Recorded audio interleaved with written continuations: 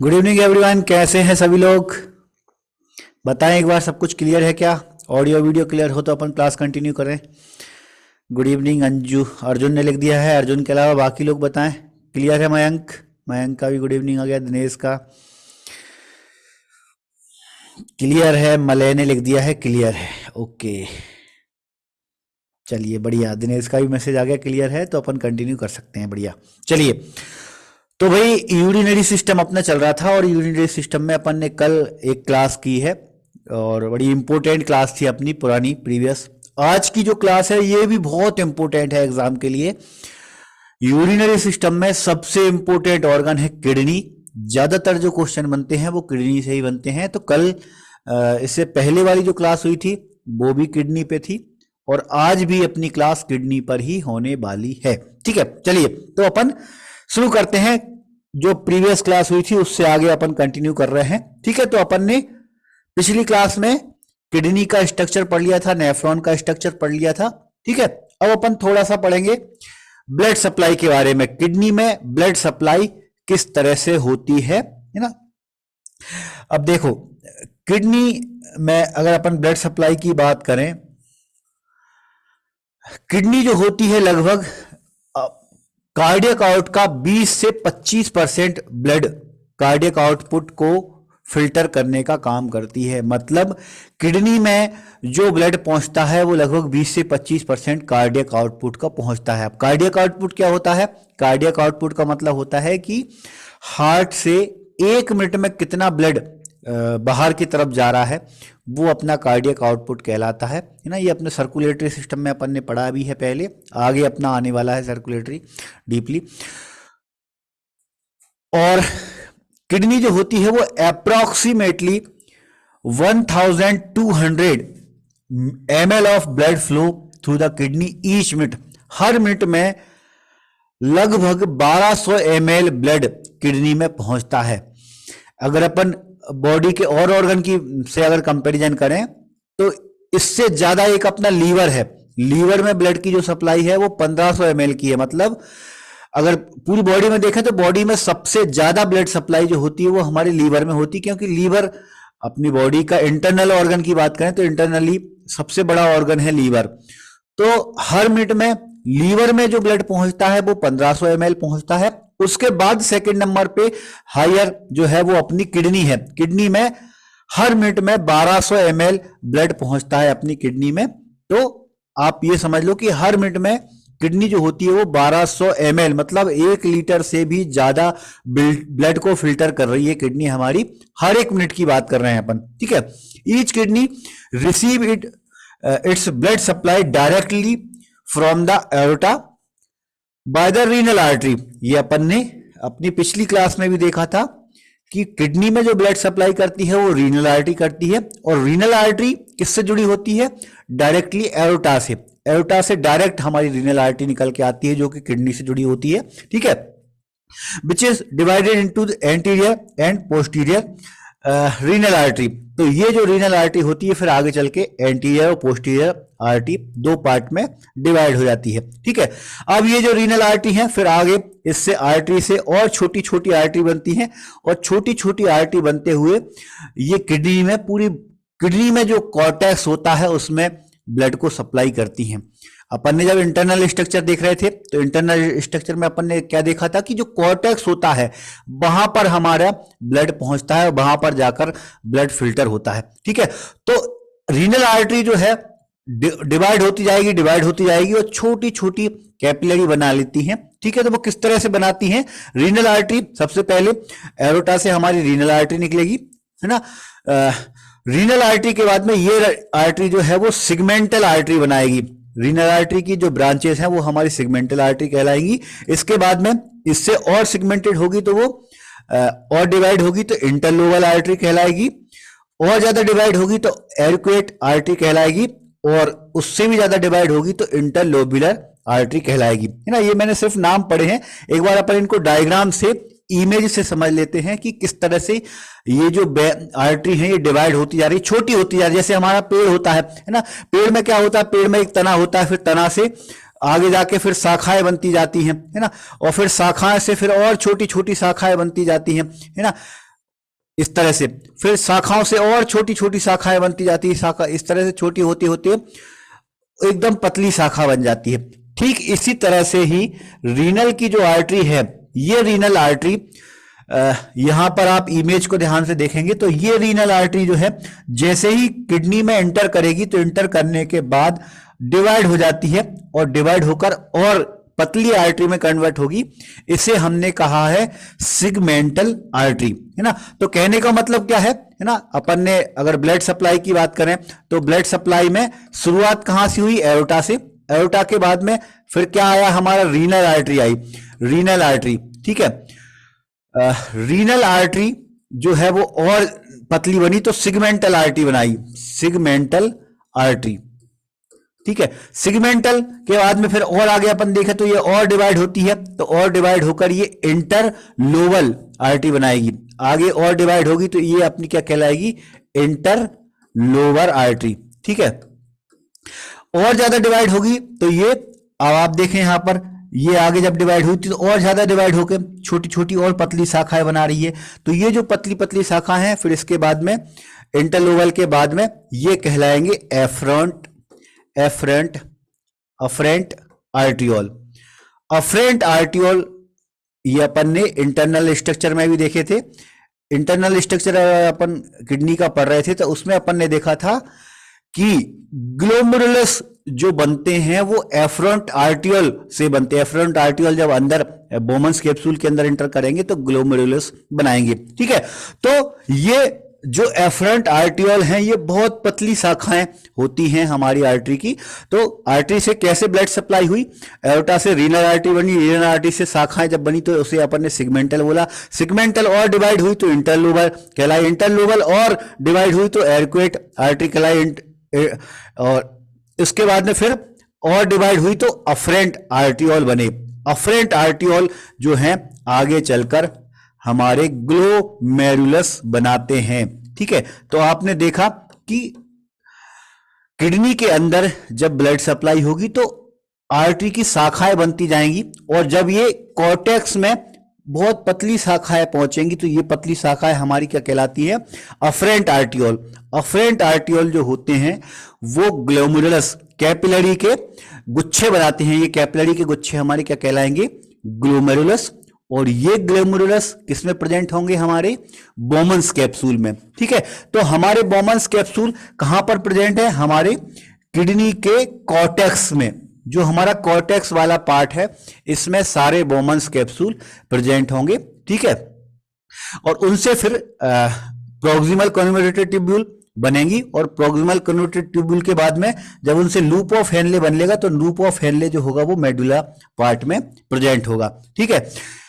फिर जब एक बार ब्लड फिल्टर होगा तो फिल्टर होने के बाद ये ब्लड रिटर्न होगा, तो ब्लड जब रिटर्न होगा तो फिर इससे जस्ट जो नाम हमने अभी पढ़े हैं इनसे जस्ट आप अपोजिट में जाते जाएंगे तो उनके नाम होते जाएंगे। जैसे अपन ने अफरेंट का पढ़ा था तो अफरेंट का अपोजिट एफरेंट हो जाएगा, एफरेंट का फिर अपन ने इंटरलोबल आर्टरी पढ़ी है तो इंटरलोबल वेन हो जाएगी, सिगमेंटल आर्टरी पढ़ी है तो सिगमेंटल वेन हो जाएगी, रीनल आर्टरी की जगह रीनल वेन हो जाएगी, है ना। तो कहने का मतलब क्या हुआ कि किडनी में ब्लड जब एंटर किया था तो रीनल आर्टरी से एंटर हुआ और उसके डिवाइड होते गए और अलग अलग नाम होते गए। सेम नाम जो है वो वेन के भी हैं, जस्ट उनसे फिर जब ब्लड लौटेगा तो अभी डिवाइड होकर छोटी कैपिलरी बन रही थी, अब जब वेन बनेगी तो वेन से छोटी से बड़ी शाखा बनेगी, बड़ी से फिर और बढ़ेगी और आगे जाकर फिर वो रीनल वेन में कन्वर्ट हो जाएगी और रीनल वेन के थ्रू जो ब्लड है वो किडनी से बाहर चला जाएगा, ठीक है। तो रीनल आर्टरी के थ्रू ब्लड इंटर किया था और रीनल वेन के थ्रू ब्लड जो होता है वो किडनी से बाहर चला जाता है फिल्टर होकर, फिल्टर होने के बाद रीनल वेन के थ्रू बाहर चला जाएगा, ठीक है। तो ये था वही हमारा ब्लड फ्लो। इसमें कुछ पॉइंट हैं अपन पढ़ते हुए चलते हैं। क्या है कि the branches of the interlobular artery enter the nephron as afferent arteriole.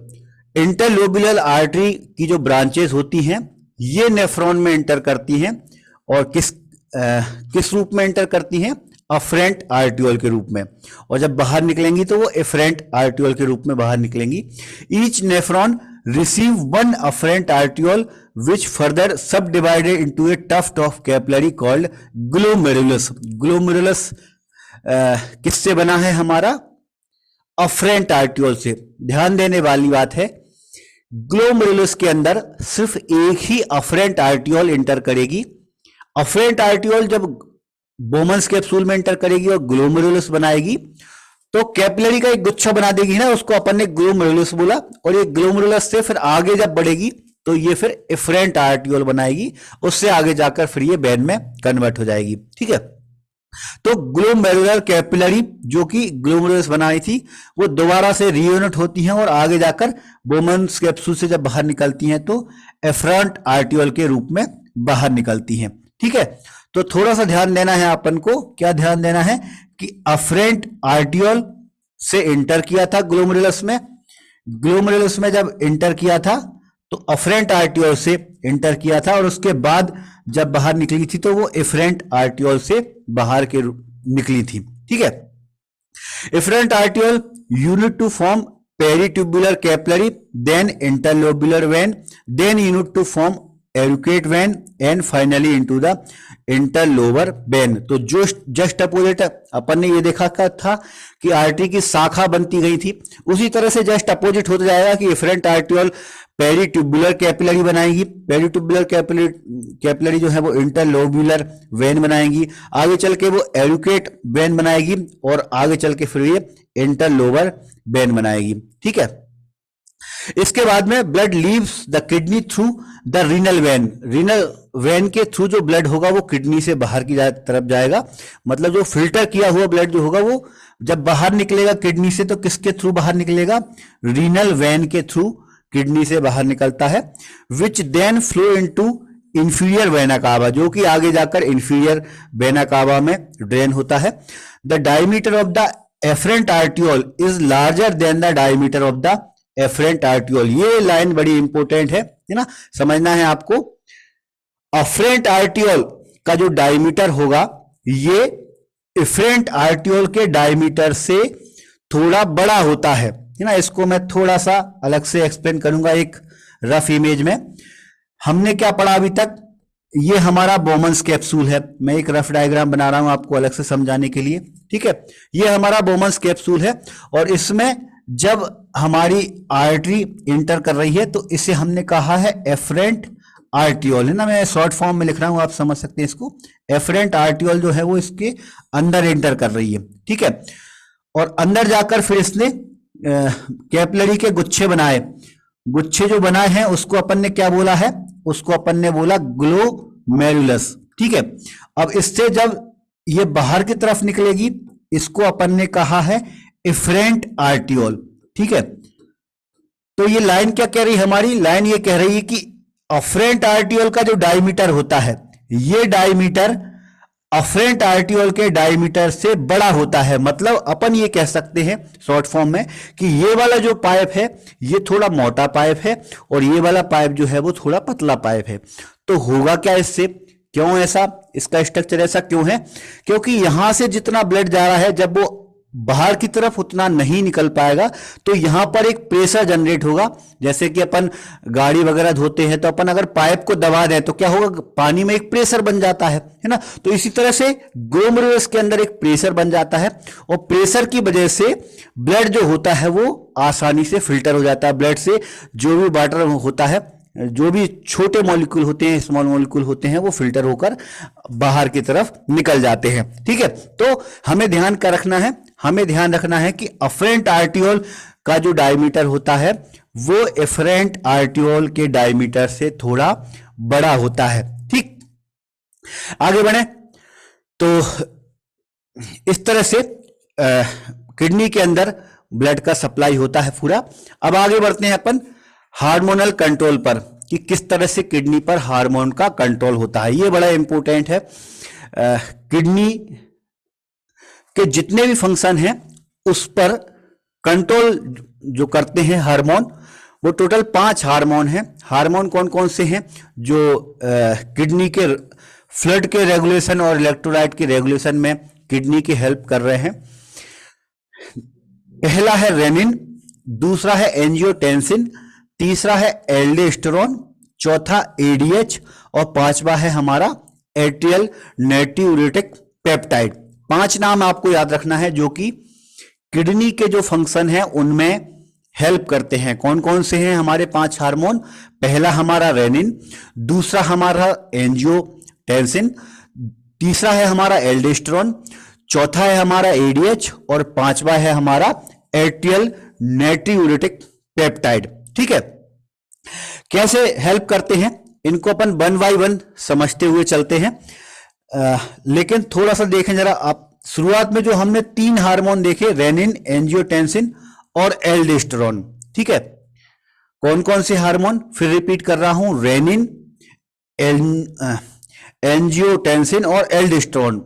ये 3 हार्मोन जो होते हैं हमारे बॉडी के ब्लड प्रेशर को रेगुलेट करने का काम करते हैं। और ये जो तीनों मिलके ब्लड प्रेशर को रेगुलेट करते हैं उसको हम एक वर्ड में रास सिस्टम बोलते हैं। रास मतलब आर से हमारा आता है रेनिन, फिर डबल ए में पहला वाला जो ए है इसका मतलब है एंजियोटेंसिन, दूसरे वाले ए का मतलब है एल्डोस्टेरोन और एस का मतलब है सिस्टम, है ना।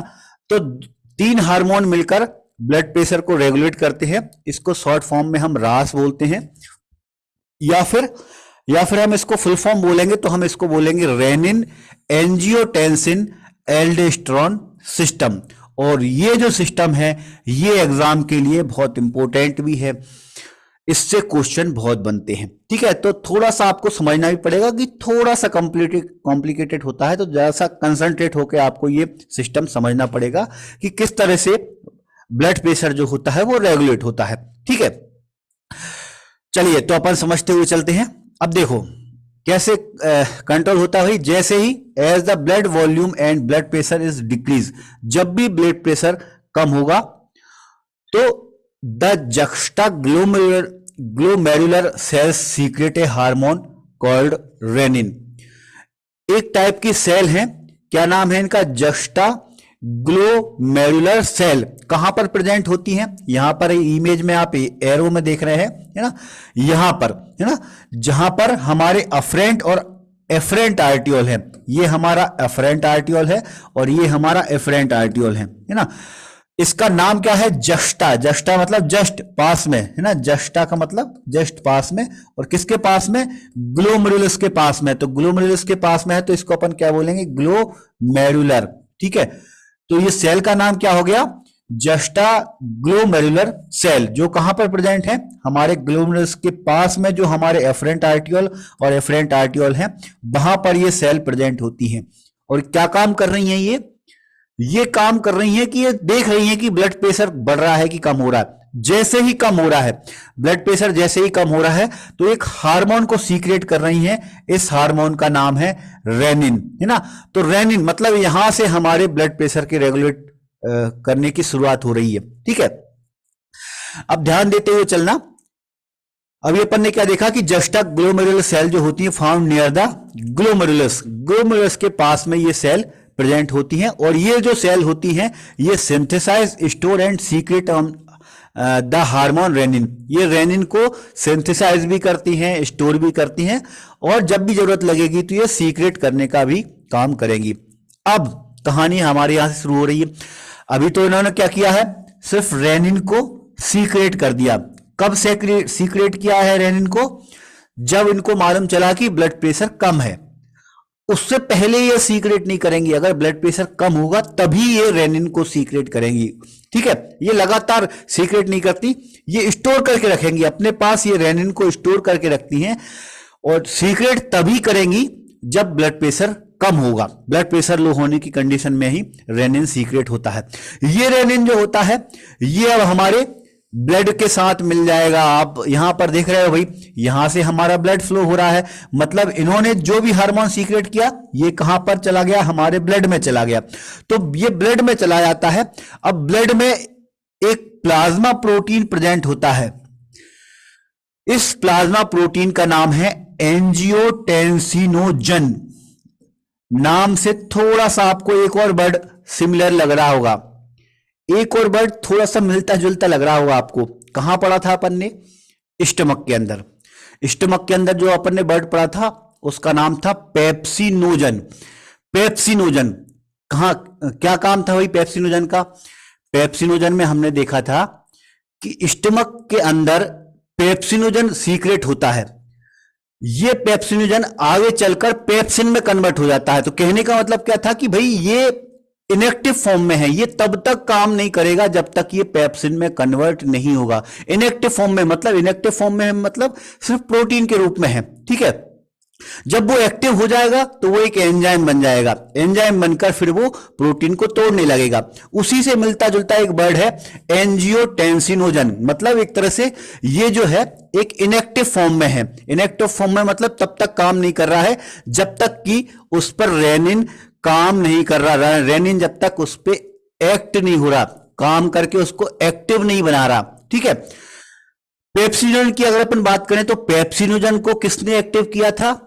HCl ने। HCl के जब वो संपर्क में आया पेप्सिनोजन तो वो पेप्सिन में कन्वर्ट हुआ और उसके बाद में फिर उसने प्रोटीन को तोड़ना शुरू कर दिया, ठीक है। यहां पर भी ये वाला जो प्रोटीन है एंजियोटेंसिनोजन, ये प्रोटीन ब्लड में फ्लो तो होता रहेगा, ब्लड में ये बहता तो रहेगा, लेकिन ये काम तभी करेगा जब उस पर रेनिन एक्ट करेगा, रेनिन उससे जुड़ेगा, है ना। जब रेनिन उसको बोलेगा कि भाई तू कन्वर्ट हो, है ना, तो ये जब कन्वर्ट होगा तो कन्वर्ट होकर ही कि नया मॉलिक्यूल बनाएगा।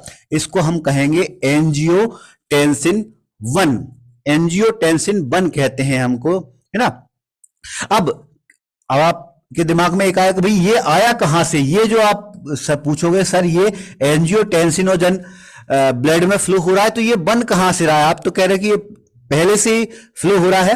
तो it is produced by the hepatocyte of the liver. Liver की जो सेल होती हैं जिन्हें हम हेपेटोसाइट बोलते हैं, तो ये बन कहां से रहा है? लीवर की सेल में। लीवर की सेल में ये बनेगा और लगातार ये ब्लड में फ्लो होता रहेगा, ठीक है। लेकिन काम कब करेगा? जब उस पर रेनिन एक्ट करेगा। रेनिन जब एक्ट करेगा तो ये नए फॉर्म में कन्वर्ट होगा जाएगा, नए मॉलिक्यूल में कन्वर्ट हो जाएगा। इस नए मॉलिक्यूल को हम कहेंगे एंजियोटेंसिन फर्स्ट, ठीक। अब आगे बढ़ते हैं। अब ये जो एंजियोटेंसिनोजन जो है कन्वर्ट हो गया है हमारे एंजियोटेंसिन फर्स्ट में, ठीक है। अब ये दोबारा फिर से ब्लड में फ्लो होना शुरू हो जाएगा और ब्लड में फ्लो होते हुए हमारे लंग्स में पहुंचेगा। लंग्स के जो कैपिलरी है वहां पर पहुंचेगा और वहां पर फिर जो लंग्स की जो कैपिलरी होती है वहां पर एक एंजाइम प्रेजेंट होगा। इस एंजाइम का नाम है ACE। ACE, ये जो ACE होगा अब ये इससे कनेक्ट होगा, इससे जुड़ जाएगा और ACE से जुड़ने के बाद ये कन्वर्ट हो जाएगा एंजियोटेंसिन 2 में। एंजियोटेंसिन 2 में ये कन्वर्ट हो जाएगा, ठीक। अब मेन जो काम करना है उस किसको करना है? एंजियोटेंसिन सेकंड को, ठीक है। ये जो होता है कि ये पावरफुल बेसोकंस्ट्रिक्टर होता है और ये जो होगा ब्लड प्रेशर को बढ़ा देगा। बेसोकंस्ट्रिक्टर का मतलब क्या है? दो वर्ड होते हैं,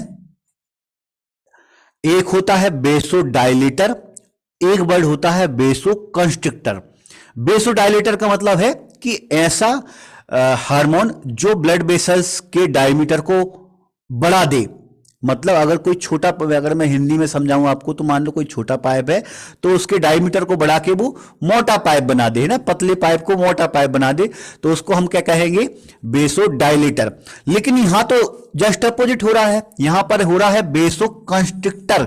ये कैसा है? बेसोकंस्ट्रिक्टर है, मतलब ये मोटी जो हमारी वेंस है उसको ये पतली कर रहा है, इसको सिकोड़ रहा है, कंस्ट्रिक्ट कर रहा है। और कंस्ट्रिक्ट करने से क्या होगा?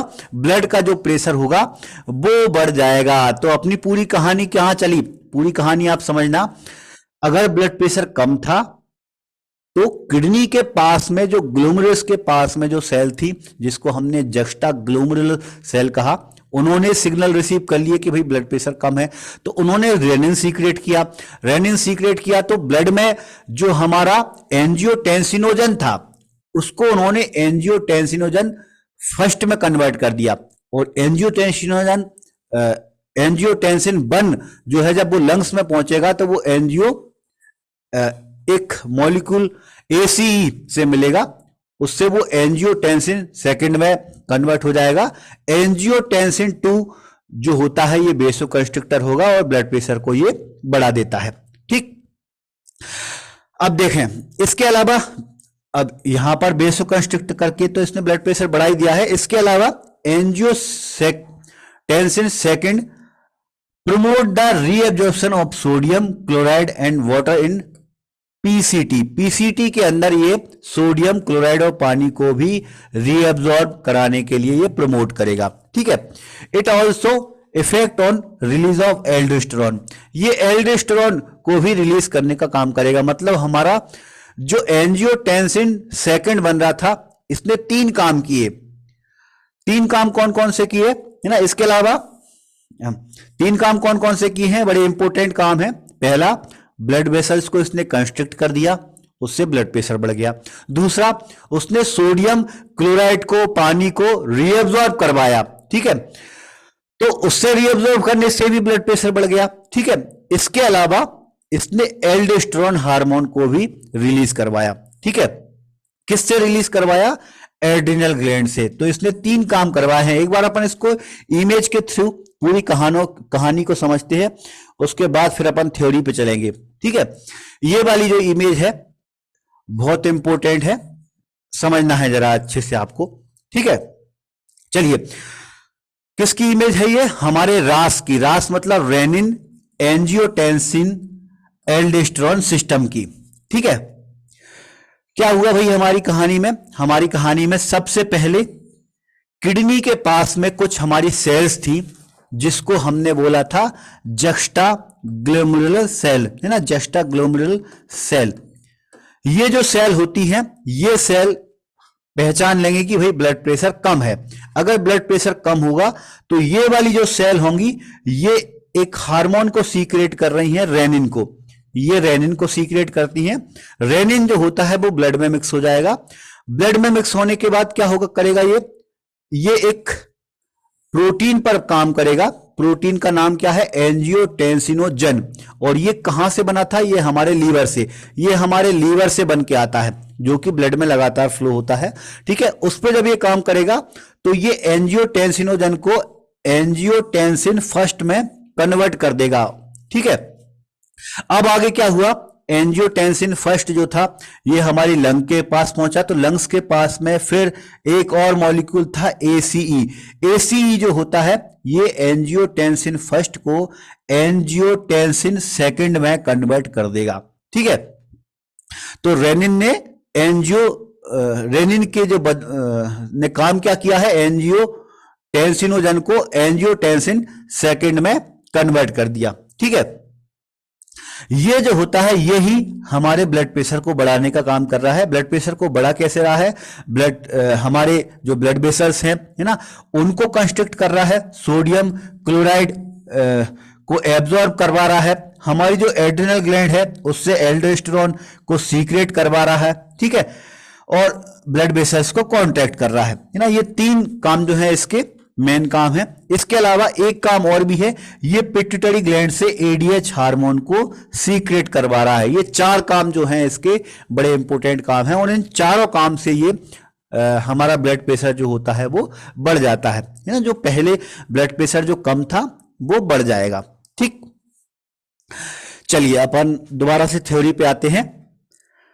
तो एल्डोस्टेरोन जो सीक्रेट हुआ था ये किस काम में आता है, it serve as the principal regulator of the salt and water balance of the body।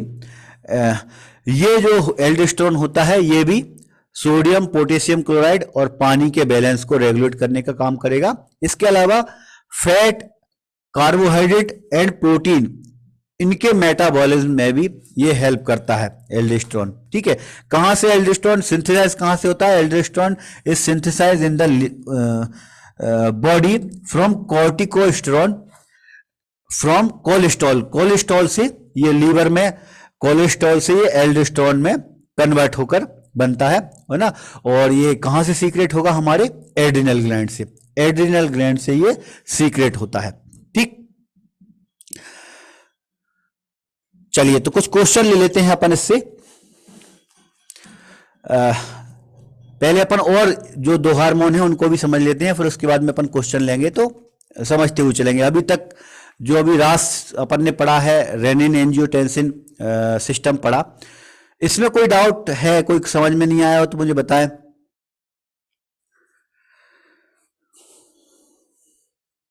ये बड़ा इंपॉर्टेंट है, रेनिन एंजियोटेंसिन एल्डोस्टेरोन सिस्टम। इसमें कोई कंफ्यूजन है क्या अभी तक?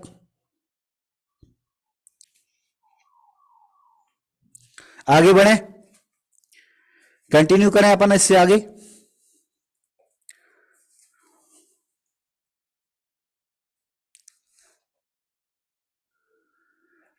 लिगेंड समझा दीजिए सर। चलो,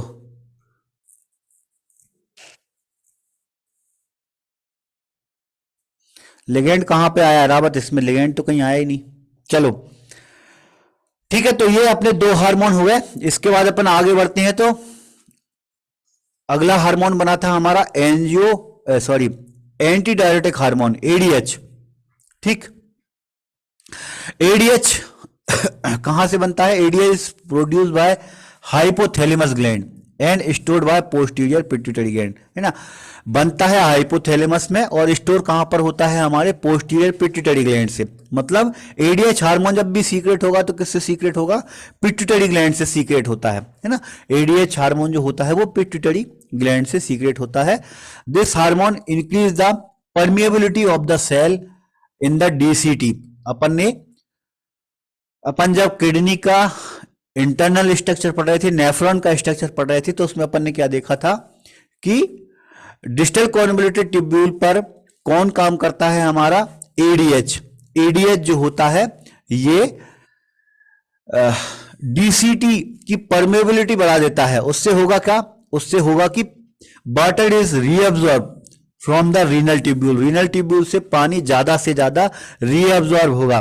पानी ज्यादा से ज्यादा रीअब्सॉर्ब होगा तो उससे क्या होगा कि यूरिन जो होगी वो कम से कम बनेगी ना। सीधे सिंपल भाषा में अगर अपन बोले तो क्या बोलेंगे कि एडीएच हार्मोन अगर है मतलब पानी ज्यादा एब्जॉर्ब होगा, और पानी एब्जॉर्ब होगा तो वो यूरिन में कम जाएगा। ठीक है, और अगर एब्सेंट होगा या कम मात्रा में एडीएच होगा तो क्या होगा? तो लेस वाटर इज रीअब्सॉर्ब।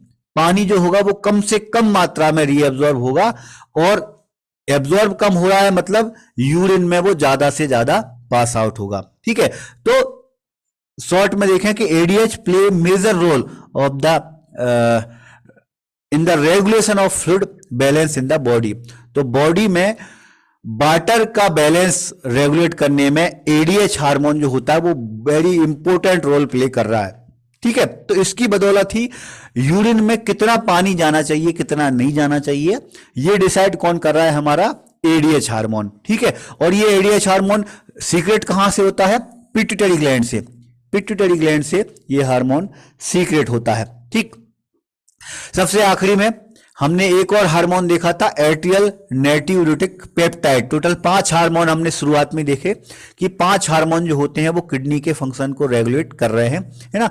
तो 5वें नंबर पे हमारा आता है एट्रियल नाइट्रियूरेटिक पेप्टाइड। शॉर्ट फॉर्म में हम इसे एएनपी कहते हैं। ठीक है, एएनपी जो होता है ये पावरफुल बेसोडाइलेटर होता है। थोड़ी देर पहले ही मैं बोल रहा था कि 2 तरह की बात है, एक बेसोडाइलेटर, दूसरा है बेसोकंस्ट्रिक्टर।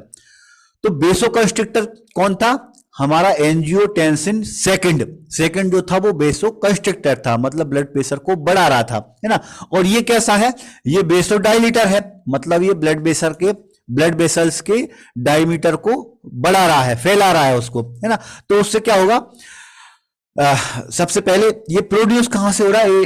Protein produce by myocyte of the atria of the heart. मतलब ये हार्ट की जो एट्रियम है, हार्ट का जो ऊपर वाले चेम्बर होते हैं उनको अपन एट्रियम कहते हैं, और उसकी जो मसल्स है उसको अपन एट्रिया कहते हैं। तो एट्रिया की जो सेल्स हैं वहां से हमारा एट्रियल नाइट्रियूरेटिक पेप्टाइड प्रोड्यूस होता है। इसके नाम में ही समझ में आ रहा है भाई, यहां पर एट्रियल लगा है मतलब ये एट्रिया से प्रोड्यूस हो रहा है।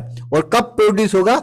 Response to increase blood pressure. जब भी ब्लड प्रेशर बढ़ा हुआ होगा तो ये बनेगा, है ना। तो ब्लड प्रेशर कम अगर है तो क्या बन रहा है, रेनिन। और अगर ब्लड प्रेशर बढ़ा हुआ है तो क्या बन रहा है हमारा, एएनपी। ठीक है, ये आपको ध्यान रखना, ये दोनों बड़े इंपॉर्टेंट हैं। ब्लड प्रेशर जब भी कम हुआ तो रेनिन बनेगा, ब्लड प्रेशर जब भी बढ़ा हुआ होगा तो एएनपी बनेगा। ठीक है, ANP stimulate the kidney to excrete sodium and water from the renal tubule। ANP जो होगा वो सोडियम और वाटर दोनों को रीनल ट्यूब्यूल से एक्सक्रीट करने का काम करेगा, है ना। दस डिक्रीजिंग ब्लड वॉल्यूम, है ना। तो वो ज्यादा, इसकी वजह से ज्यादा पानी हमारे यूरिन में जाएगा, और यूरिन में ज्यादा से ज्यादा पानी जाएगा तो उससे क्या होगा, ब्लड का जो वॉल्यूम होगा वो कम होगा, है ना। ब्लड का वॉल्यूम कम होगा तो क्या होगा, ब्लड प्रेशर जो होगा वो कम हो जाएगा। ठीक है, तो ये जो है वो ब्लड प्रेशर को कम करने का काम कर रहा है, और एंजियोटेंसिन सेकंड जो था वो ब्लड प्रेशर को बढ़ाने का काम कर रहा है। ठीक है, इसके अलावा और भी काम है इस हार्मोन के। क्या काम है, the hormone also inhibit the secretion of aldosterone and ADH. अभी थोड़ी देर पहले जो हमने एंजियोटेंसिन सेकंड को देखा था, उससे हमारे एल्डोस्टेरोन और एडीएच बन रहे थे, लेकिन ये जस्ट अपोजिट काम कर रहा है, एट्रियल नाइट्रियूरेटिक पेप्टाइड। ये इनके सीक्रेशन को इनहिबिट कर रहा है। इनहिबिट मतलब उनको बनने से रोक रहा है। तो रोकने से क्या होगा कि एल्डोस्टेरोन और एडीएच जो है वो काम नहीं कर पाएंगे, और काम नहीं कर पाएंगे तो ये ब्लड प्रेशर को बढ़ा रहे थे तो अब इनके काम को नहीं करने देगा, तो उसकी वजह से ब्लड प्रेशर जो होगा वो कम हो जाता है। ठीक है, एएनपी का जो काम होता है, involve in long term regulation of sodium and water balance, blood volume and आर्टियल pressure. इसका जो काम होता है ये लॉन्ग टर्म होता है, लंबे टाइम तक, मतलब इसने जब काम किया तो लंबे टाइम तक ब्लड प्रेशर जो होता है वो कम हो जाता है। ब्लड प्रेशर अगर किसी का बढ़ा हुआ है तो एट्रियल ये वाला जो हार्मोन है, एट्रियल नाइट्रियूरेटिक पेप्टाइड, अगर इसने काम किया तो लॉन्ग टर्म तक ब्लड प्रेशर जो होगा वो कम रहेगा। ठीक, चलिए कुछ क्वेश्चन ले लेते हैं, देखते हैं अपन कितना समझ में आया आप लोगों को। कोई डाउट है तो आप पूछते हुए भी चलना। चलिए पहला क्वेश्चन है, what is the goal of rennin angiotensin aldosterone system. रास का काम क्या है, मेन गोल क्या है, ये आपको बताना है। ऑप्शन है आपके सामने, decrease blood pressure, increase heart rate, increase blood pressure, या फिर डिक्रीज हार्ट रेट। चार ऑप्शन में से बताना है। इंपोर्टेंट क्वेश्चन, अच्छा क्वेश्चन है ये, है ना। रास सिस्टम जो है बहुत इंपोर्टेंट है। जब भी थोड़े डीप लेवल के क्वेश्चन बनते हैं यूरिनरी सिस्टम में, जब भी डीप लेवल के क्वेश्चन बनेंगे तो या तो किडनी के इंटरनल स्ट्रक्चर से बनेंगे, या फिर हमारी ये रास से बनने के क्वेश्चन चांसेस सबसे ज्यादा होते हैं। चलिए बढ़िया, आप लोगों ने आंसर देना शुरू कर दिए है। बहुत सारे लोगों का पहला है, एक दो लोगों के सी आंसर हैं। करें चेक अपन ज्यादा देर नहीं रुकेंगे अपन किसी भी क्वेश्चन पर। ठीक है, चलिए जल्दी से आंसर देना आप लोगों को। सब बहुत सारे लोगों ने पहला आंसर दिया है लेकिन कंफ्यूज हो रहे हैं आप लोग। रास का जो मेन गोल होता है वो होता है इंक्रीज ब्लड प्रेशर।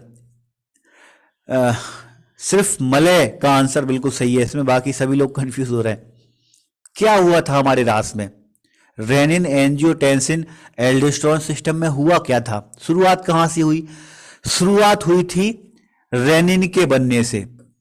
और रेनिन बना कहां से था, कब बना था, ये आपके दिमाग में लाना है। रेनिन बना था हमारे ग्लोमेरुलस के पास में जो सेल थी, जिसको हमने कहा जक्स्टा ग्लोमेरुलर सेल। और बनी कब थी, जब भी ब्लड प्रेशर कम था। जब भी ब्लड प्रेशर कम होता है तभी रेनिन बनता है। और ब्लड प्रेशर कम है, इसका मतलब इसका मेन गोल क्या है, इसका मेन गोल है ब्लड प्रेशर को बढ़ाना। ठीक है, तो ध्यान रखना है आपको, रास का जो मेन गोल होता है, रेनिन एंजियोटेंसिन एल्डोस्टेरोन सिस्टम का जो मेन गोल होता है वो होता है ब्लड प्रेशर को बढ़ाना, है ना। क्योंकि शुरुआती इसकी तब हो रही है जब ब्लड प्रेशर कम है। अगर ब्लड प्रेशर कम नहीं हुआ, अगर ब्लड प्रेशर या तो बढ़ा हुआ है या नॉर्मल है, तो उस कंडीशन में रेनिन बनेगा ही नहीं, है ना। ये आपको ध्यान रखना है। चलिए अगले क्वेश्चन पे लेता हूं मैं। What is the role of ACE in the renin angiotensin aldosterone system. RAAS में एसीई का रोल क्या है। एसीई आया था थोड़ी देर पहले एक वर्ड, तो इसमें एसीई का रोल क्या है ये आपको बताना है। ऑप्शन पढ़ देता हूं मैं। It activate angiotensinogen which turn into angiotensin first. ये एंजियोटेंसिनोजन को एंजियोटेंसिन फर्स्ट में कन्वर्ट कर देता है, एक्टिव कर देता है। दूसरा, it causes the kidney cell to release renin, ये किडनी सेल को रेनिन रिलीज करवा देता है। It cause angiotensin second to trigger the adrenal gland to produce aldosterone, ये एंजियोटेंसिनोजन टेंसिन सेकंड को ट्रिगर करता है कि एल्डोस्टेरोन से, एड्रिनल ग्लैंड से एल्डोस्टेरोन बने। It convert angiotensin first into angiotensin second, ये एंजियोटेंसिन फर्स्ट को एंजियोटेंसिन सेकंड में कन्वर्ट कर देता है। चलिए जल्दी जल्दी आंसर दें आप। पढ़ने में थोड़ा सा बड़ा लग रहा होगा, लेकिन बड़ा नहीं है ये क्वेश्चन, सिर्फ आपको समझना है ना। पूरा थ्योरेटिकल जो रास सिस्टम जो है वो पूरा थ्योरेटिकल है, एक बार समझ में आ गया तो इससे कितने भी क्वेश्चन बन जाए गलत हो ही नहीं सकते अगर आपने अच्छे से समझ लिया। चलिए बहुत बढ़िया।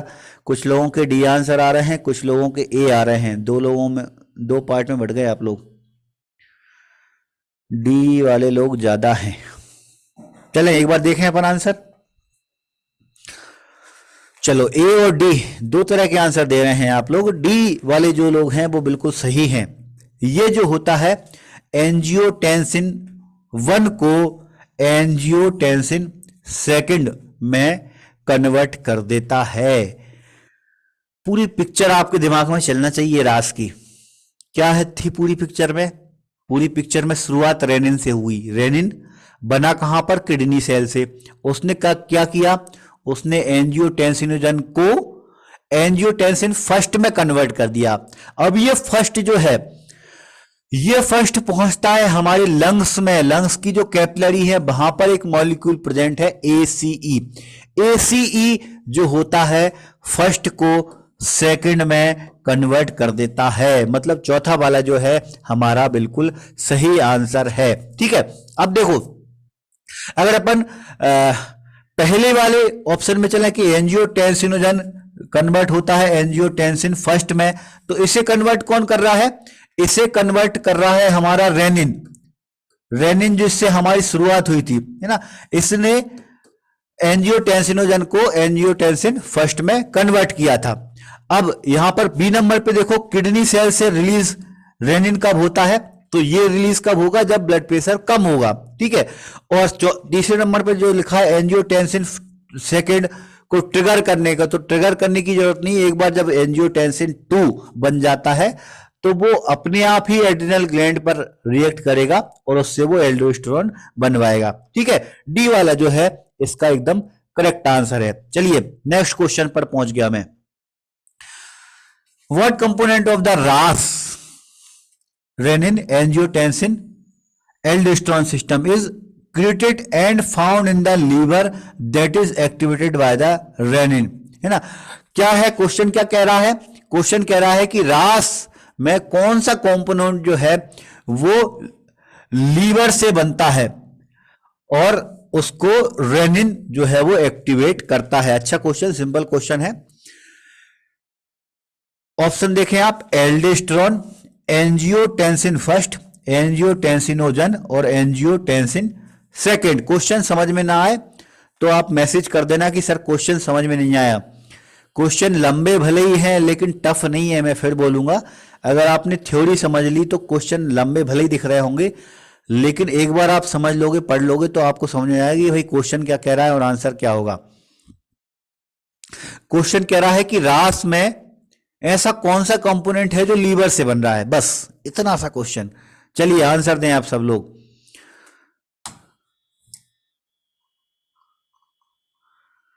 डी आंसर आ रहे हैं आप लोगों के, और लोगों को बताएं भाई, जल्दी जल्दी दें।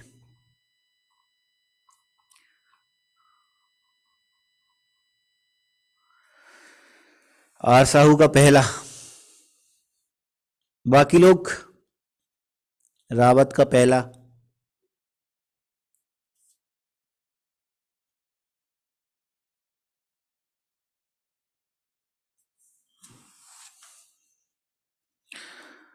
मतलब कंफ्यूज हो रहे हैं आप लोग इस क्वेश्चन में।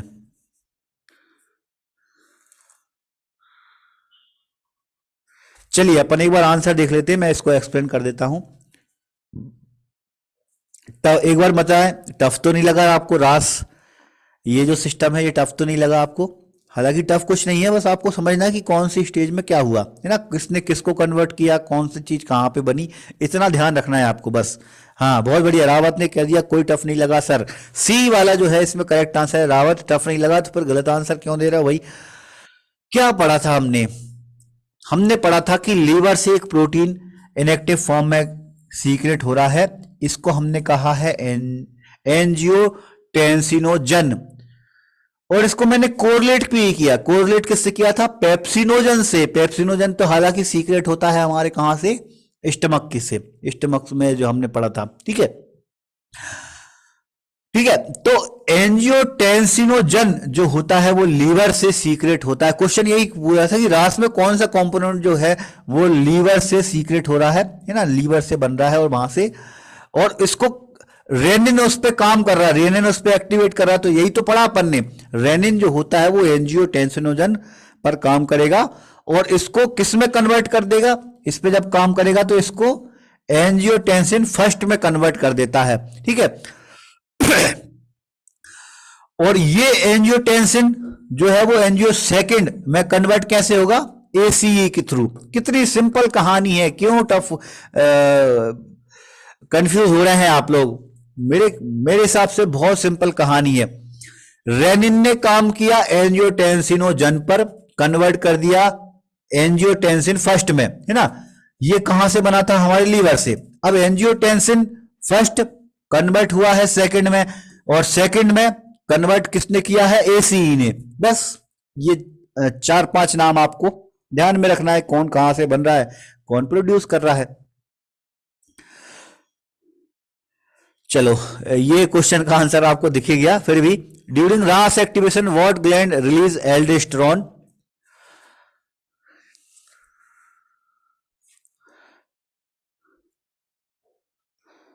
चलो इसको मैं बता देता हूं, एक्चुअली ये टाइपिंग मिस्टेक है, कॉर्टेक्स नहीं होना चाहिए यहां पर, एड्रिनल ग्लैंड, ये टाइपिंग मिस्टेक है, इसको मैं सही करके आपको अपलोड करूंगा तो करेक्ट कर दूंगा। रास सिस्टम में एल्डोस्टेरोन जो होता है वो एड्रिनल ग्लैंड से रिलीज होगा। ठीक है,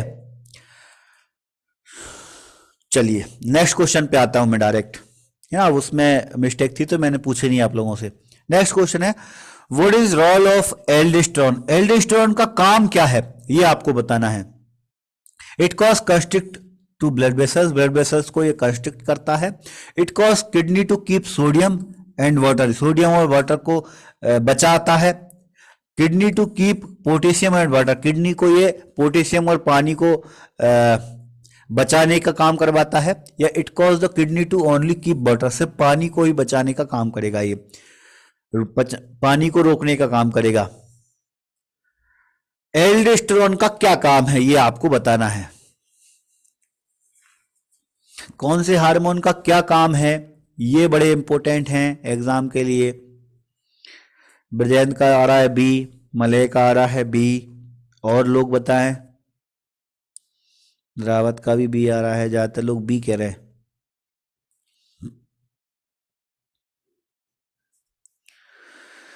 बहुत बढ़िया, तो आप लोगों का बी आंसर आ रहा है, और बी जो है वो एकदम करेक्ट आंसर है ना।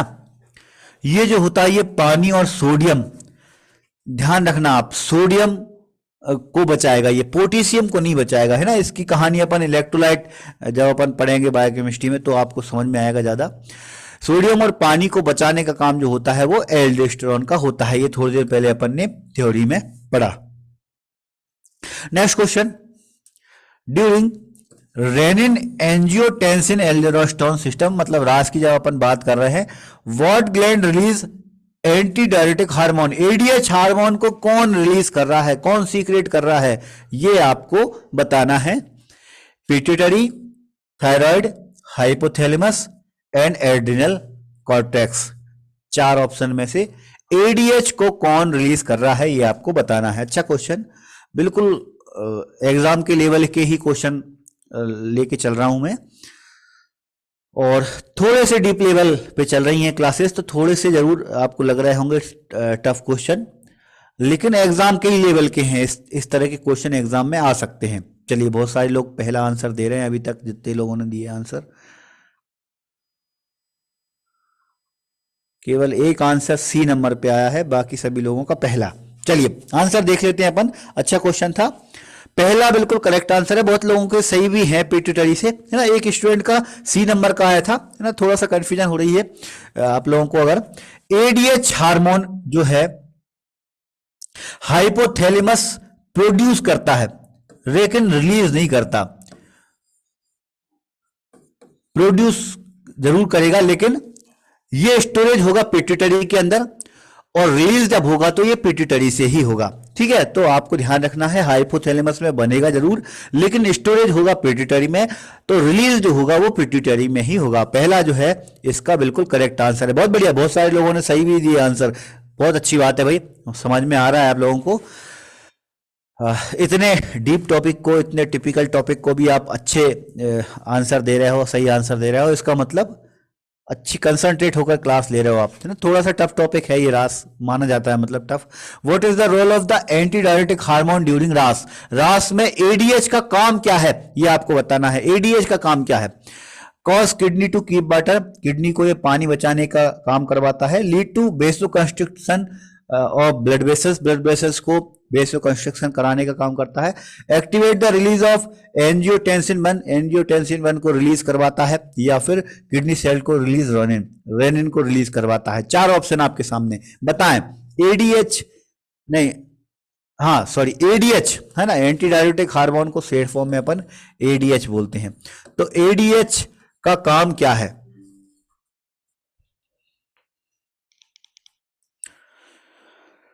इसमें अलग अलग आंसर आ रहे हैं, किसी का डी, किसी का ए, किसी का बी।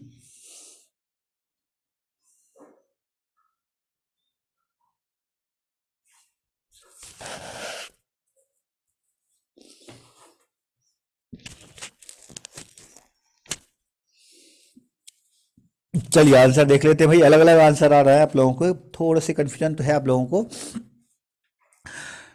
होना नहीं चाहिए थे कंफ्यूजन, क्यों नहीं होना चाहिए था? आप इसका नाम का ही मतलब समझ लो।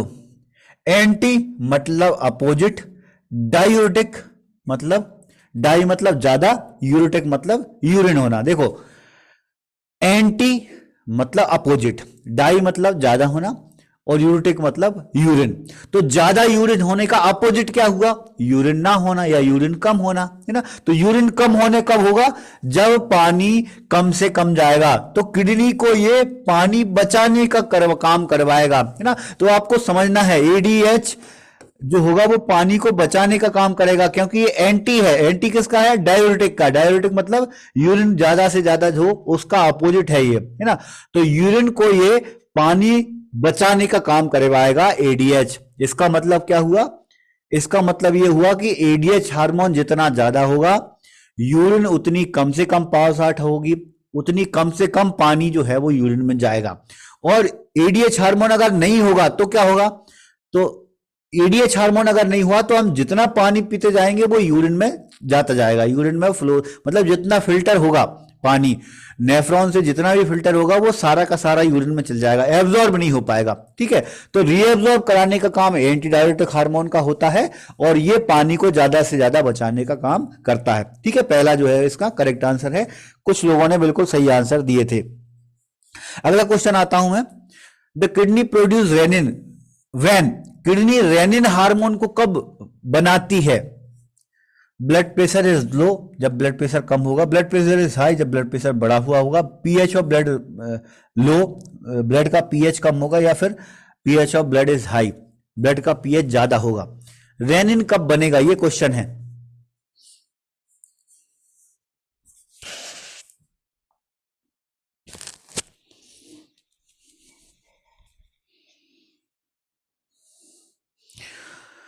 बहुत बढ़िया, इसमें कोई कंफ्यूजन नहीं है आप लोगों को, बहुत सही आंसर दिया आप लोगों ने।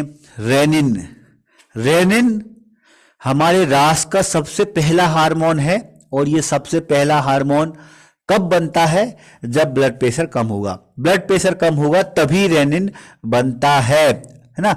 तो कोई कंफ्यूजन नहीं है। अगर ब्लड प्रेशर हाई होगा, अगर ब्लड प्रेशर हाई होगा तो उस कंडीशन में क्या बनेगा भाई? इसका आंसर दे दें आप लोग। हाँ, ब्लड प्रेशर कम होगा तो रेनिन बन रहा है, लेकिन आप मुझे बताएं अगर ब्लड प्रेशर हाई होगा तो कौन सा हार्मोन बनेगा? कौन दे सकता है आप लोगों में से आंसर बगैर ऑप्शन के ही? मैं ऑप्शन भी नहीं दे रहा। ब्लड प्रेशर अगर हाई होगा तो कौन सा हार्मोन बनेगा? दे सकता है आप लोगों में से कोई आंसर? ऑप्शन देना पड़ेगा मुझे। ऑप्शन 5 ऑप्शन दे रहा हूं, चलो मैं, है ना, नहीं 5, चलो रेनिन को छोड़ देता हूं, है ना, बाकी के 4 हार्मोन। 4 हार्मोन कौन से थे अपने? एंजियो टेंसिन, तीसरे नंबर पर एडीएच, चौथे नंबर पर एएनपी, पांचवें नंबर पर, और कौन सा बचा है? 3 में से बताओ, चलो 3 में दे दिए ऑप्शन मैंने। अरे यार क्यों कंफ्यूज हो रहे हो आप लोग?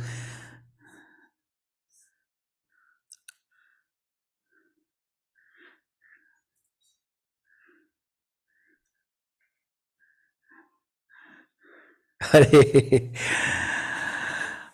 क्यों कंफ्यूज हो रहे हैं आप लोग यार? मुझे समझ में नहीं आ रहा क्यों समझ में नहीं आया आप लोगों को। एडीएच हार्मोन का ब्लड प्रेशर से कोई लेना देना नहीं है भाई। कितने सारे लोग एडीएच बोल रहे हैं, ब्लड प्रेशर का एडीएच हार्मोन से कोई लेना देना नहीं है। एडीएच का जो मेन काम है वो पानी को बचाना है, ठीक है, एडीएच को आप हटा दो, ठीक है।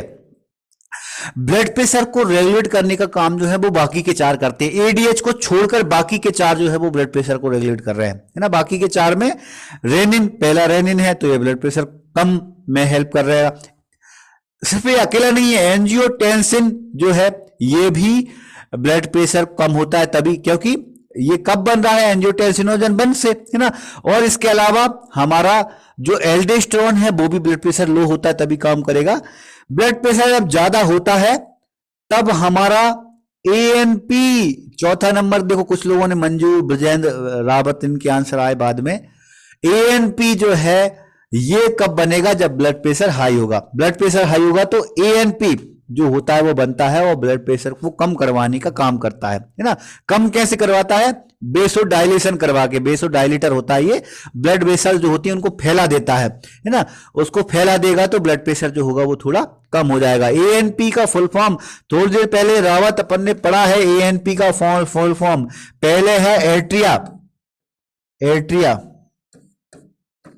एट्रिया नाम क्यों है? क्योंकि ये हमारे हार्ट के एट्रियम की ब्लड, जो ब्लड मसल्स में जो सेल्स है वहां से बन रहा है, इसलिए एट्रिया, है ना। दूसरा है नेट्री, नेट्री यूरेटिक पेप्टाइड। पेप्टाइड क्यों? क्योंकि ये प्रोटीन का मॉलिक्यूल है ना। तो एएनपी का फुल फॉर्म है एट्रिया नेट्री यूरेटिक पेप्टाइड। ये जो होता है ये कब बनेगा? जब ब्लड प्रेशर जो होगा वो बढ़ेगा, ठीक। बहुत अच्छा टॉपिक था और बहुत इंपॉर्टेंट टॉपिक है। इसको आप एक बार अच्छे से पढ़ें और मैं आज ही पीडीएफ अपलोड कर देता हूं। पीडीएफ अभी नहीं मिल पाएगी आप लोगों को, कल की एक और क्लास रह गई है, तो कल की और क्लास करने के बाद मैं पीडीएफ अपलोड करूंगा। तो लेकिन एक बार आप रिवीजन कर लेना अगर कोई डाउट आपको है तो, ठीक है। तो फिलहाल आज की क्लास में अपन इतना ही रहने देते हैं। कल इसकी लास्ट क्लास होगी यूरिनरी सिस्टम की, क्योंकि किडनी के अलावा बाकी के जो 3 ऑर्गन है, यूरेटर, ब्लेडर और यूरेथ्रा, उनसे बहुत ज्यादा क्वेश्चन नहीं बनते हैं। तो बहुत ज्यादा डिटेल में, डीप में नहीं जाएंगे अपन। जितना अपने लिए जरूरी है उतना ही अपन कवर करते हुए चल रहे हैं, ठीक है। तो कल अपनी लास्ट क्लास होगी यूरिनरी सिस्टम की। मिलते हैं अपन कल, तब तक के लिए गुड नाइट, शुभ रात्रि, सब्बा खैर, जय हिंद। रावत, ये अपन बाद में बात करेंगे रावत, थैंक यू। चलिए।